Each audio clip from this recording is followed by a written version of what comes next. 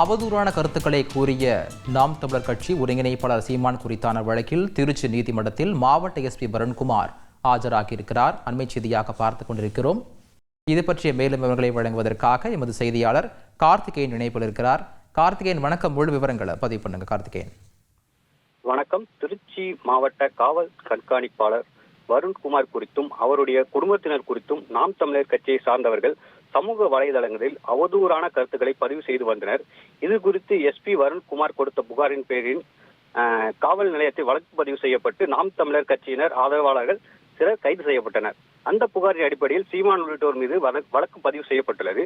இந்நிலையில் சமூக வலைதளங்களில் அவதூறு பேசியது தொடர்பாக விளக்கம் கேட்டு திருச்சி எஸ்பி வருண்குமார் சார்பில் சீமானுக்கு வக்கீல் நோட்டீஸ் அனுப்பப்பட்டது. அந்த வழக்கில் நோட்டீஸுக்கு உரிய பதில் சீமான் அளிக்கவில்லை. இந்த நிலையில் தொடர்ந்து அவதூறாக சமூக வலைதளங்களில் கருத்து பதிவிட்டு வரும் சீமான் மீது வருண்குமார் அவர்கள் நடவடிக்கை எடுக்க வேண்டும் என வழக்கறிஞர் முரளிகிருஷ்ணன் சார்பில் திருச்சி குற்றவியல் நீதிமன்றத்தில் வழக்கு தொடர்ந்துள்ளார். இந்த வழக்கு முகாந்திரம் உள்ளதாக கூறி நீதிபதி பாலாஜி விசாரணைக்கு எடுத்துக்கொண்டார்.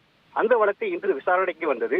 இந்த நிலையில் திருச்சி எஸ்பி வருண்குமார் நேரில் ஆஜராகி தன்னுடைய விளக்கத்தை அளித்து வருகிறார். விவரங்களுக்கு நன்றி கார்த்திகேயன். செய்திகளை உடனுக்குடன் தெரிந்து கொள்ள உடனே சப்ஸ்கிரைப் பண்ணுங்க.